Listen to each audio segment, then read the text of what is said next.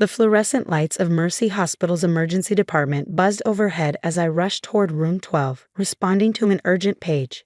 The monitors were screaming when I arrived. Mrs. Eleanor Williams, a sweet 78-year-old with a complicated medical history, was crashing before our eyes. BP's dropping, doctor.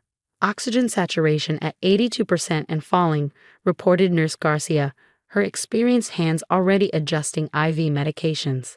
I quickly assessed the situation. Mrs. Williams had been admitted 3 hours earlier with pneumonia, but something wasn't adding up. Her deterioration was too rapid, her response to standard protocols too poor. These aren't typical pneumonia symptoms, I muttered, scanning her chart. Has anyone checked for pulmonary embolism? Nurse Garcia shook her head. Dr. Blackwell already diagnosed community-acquired pneumonia. He started the standard protocol from the new treatment algorithms. The new treatment algorithms had been implemented 2 months ago by our recently appointed medical director, Dr. Victoria Reynolds. They were rigid, cookie-cutter approaches that prioritized cost efficiency over individualized care. Following them had become mandatory, questioning them, career suicide. But looking at Mrs. Williams's mottled skin and distended neck veins, I knew we didn't have time for bureaucracy. I need a CT angiogram stat and get me 100 milligrams of alteplase ready. Dr. Chen, Nurse Garcia lowered her voice, that's not the pneumonia protocol. And Dr. Reynolds specifically said, I know what she said, I interrupted, already moving toward the phone. But this patient has a massive pulmonary embolism until proven otherwise. I'm not watching her die because of a protocol. 20 minutes later, the CT confirmed my suspicion. Multiple large clots obstructing blood flow to Mrs. Williams's lungs.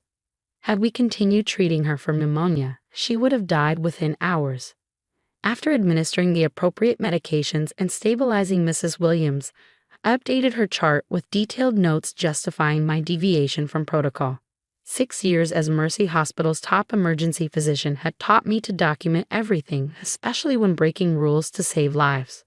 What I didn't document was the gratitude in Mrs. Williams' eyes when she regained consciousness, or her whispered, "You listen to me, doctor." Nobody else did.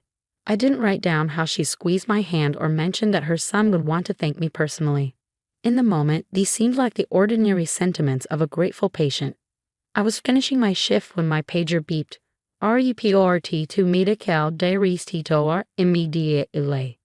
Dr. Victoria Reynolds' office occupied the prime corner of the administrative wing, a space previously used as a staff lounge until she claimed it upon her appointment 8 months ago. The walls now displayed her impressive collection of credentials from prestigious institutions, strategically arranged to be visible from every angle. Dr. Chen, she said without looking up from her computer. Close the door. At 47, Reynolds was a striking figure, meticulously styled silver-streaked hair, designer glasses, and the perfect posture of someone who'd never doubted her own authority. She'd arrived at Mercy with a reputation for turning financially struggling hospitals into efficient, profitable institutions. What the board failed to mention was her methodology, cutting corners, standardizing care to the point of rigidity, and ruthlessly eliminating anyone who challenged her vision. I've reviewed Mrs. Williams's case, she began, finally meeting my eyes. You directly contravened established protocols. The patient presented with clear signs of pulmonary embolism. I explained calmly. The pneumonia diagnosis was incorrect. That's not for you to decide. We implemented these protocols based on extensive data analysis. They represent the most cost-effective approach for treating the most common conditions. With respect, Dr. Reynolds, medicine isn't about treating the most common conditions. It's about treating individual patients. Her eyes narrowed. Interesting perspective. Perhaps more suited to a boutique private practice than a hospital serving predominantly Medicare and Medicaid patients. The implication was clear. Poor patients didn't deserve individualized care. Every patient deserves our best judgment, I countered, feeling heat rise in my face. Mrs. Williams would have died. You don't know that, she dismissed with a wave. What I do know is that you ordered an unnecessary CT scan costing thousands of dollars and administered expensive thrombolytics when more conservative management was indicated by protocol. Conservative management would have killed her. Reynolds stood slowly, placing both palms on her immaculate desk. Dr. Chen, this is your third protocol violation this month. You ordered advanced cardiac enzymes for the homeless man last week, and you admitted the uninsured diabetic patient instead of discharging him as the algorithm recommended. Both medically necessary decisions, I said firmly.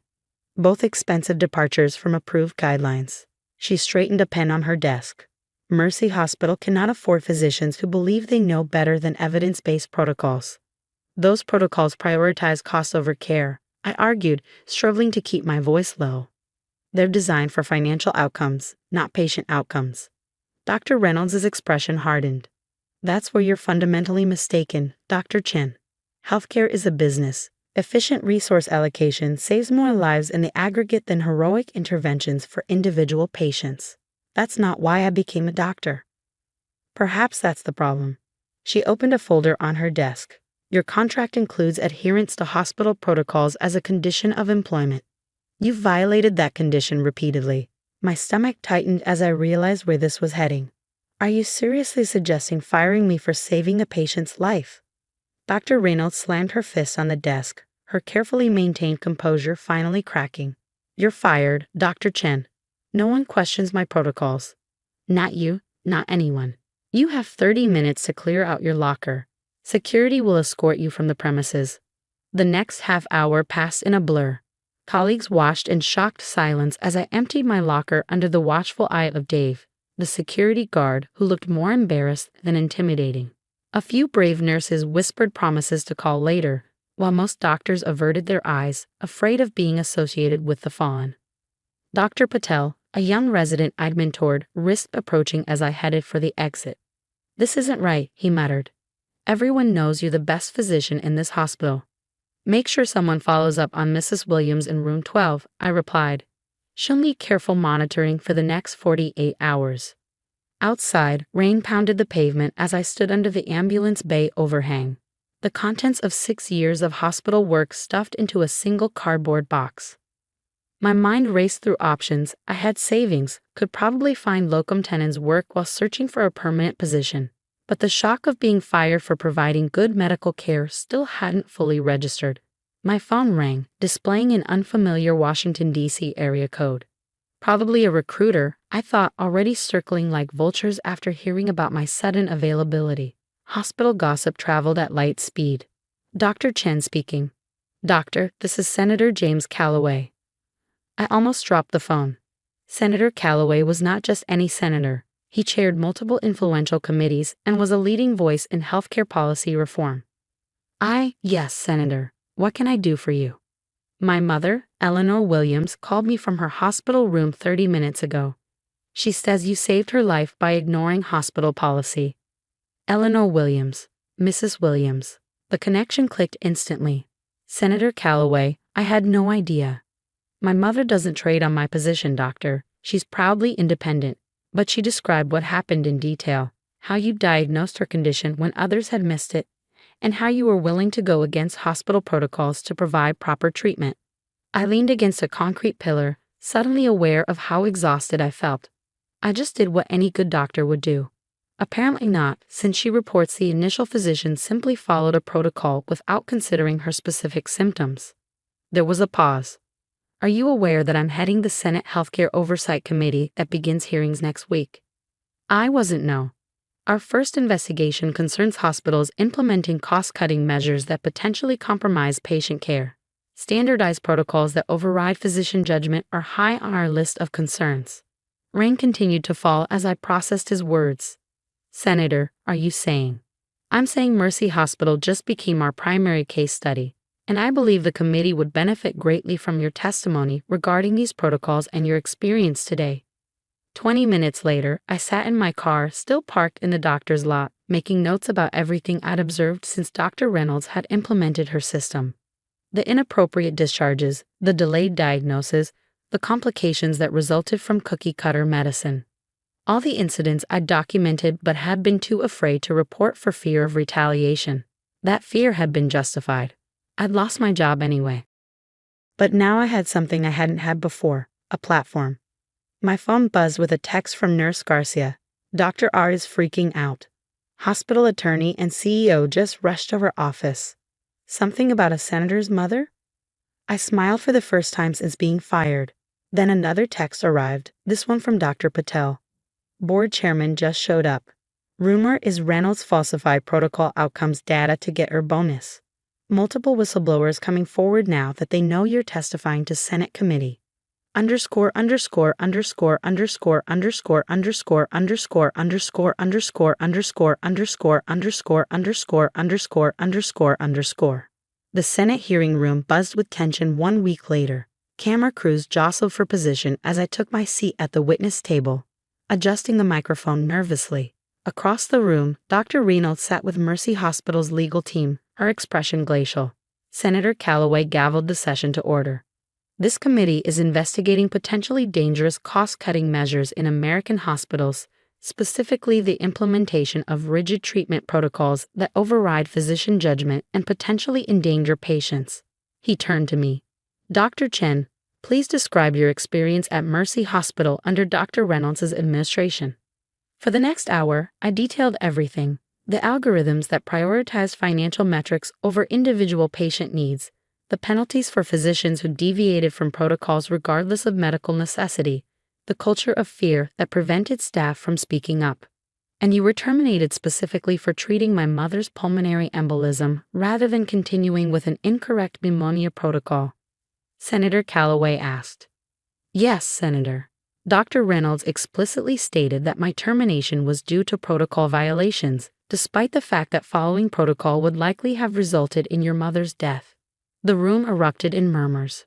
Dr. Reynolds leaned toward her attorney, whispering furiously. Dr. Reynolds, Senator Callaway continued, your hospital has reported a 15% reduction in treatment costs since implementing these protocols. Can you explain how these savings were achieved without compromising care? Reynolds approached the microphone with practiced confidence. Senator, our protocols are evidence-based and represent best practices for the most common presentations. The savings come from reducing unnecessary tests and treatments while maintaining quality outcomes. Interesting, Senator Callaway replied, because this committee has reviewed Mercy Hospital's outcome data, and we found significant discrepancies between the reported results and actual patient outcomes. He held up a folder. This contains documented cases of complications, readmissions, and yes, deaths that occurred after patients were treated according to your protocols. Complications that were systematically excluded from your outcomes reporting. The color drained from Reynolds' face. Furthermore, the senator continued, we have testimony from multiple Mercy Hospital staff members indicating they were instructed to modify records to improve apparent outcomes. Would you care to address these allegations, Dr. Reynolds? The hearing continued for 3 more days, expanding beyond Mercy Hospital to examine similar practices nationwide. Physicians, nurses, and patients from dozens of institutions came forward with stories that echoed my experience. Medicine reduced to algorithms, care sacrificed for costs, and whistleblowers silenced. 1 month later, I stood outside Mercy Hospital watching workers remove the sign bearing Dr. Reynolds' name from the medical director's parking space. The board had terminated her contract after a unanimous vote, citing ethical violations and conduct unbecoming a physician. The FBI had opened an investigation into potential fraud charges related to the falsified outcome data. Dr. Chen. I turned to see Mrs. Williams, Senator Callaway's mother, approaching with her walker, accompanied by Nurse Garcia. I hear you're returning as Chief of Emergency Medicine, Mrs. Williams said with a smile. My son will be pleased. The board was quite persuasive, I admitted, especially after the Senate committee recommended a complete overhaul of Mercy's administration. And the protocols? Nurse Garcia asked. Being rewritten by a committee of practicing physicians with emphasis on clinical judgment and individual patient needs. I smiled. Cost efficiency is still important, but not at the expense of proper care. Mrs. Williams patted my arm. You know, when they admitted me that day, I tried to tell the first doctor something wasn't right, that this felt different from pneumonia. He didn't listen, but you did. Sometimes listening is the most important diagnostic tool, I replied.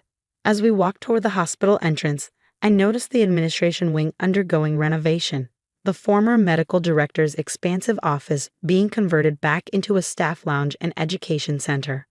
Dr. Patel met us in the lobby, now wearing the confident expression of a physician who no longer feared retribution for doing the right thing. The new protocols just came through, he announced. They include a specific override provision for physician judgment. Good, I said. Because medicine isn't about following algorithms. It's about caring for people. Mrs. Williams smiled knowingly. Sometimes the people you care for might just care back in unexpected ways.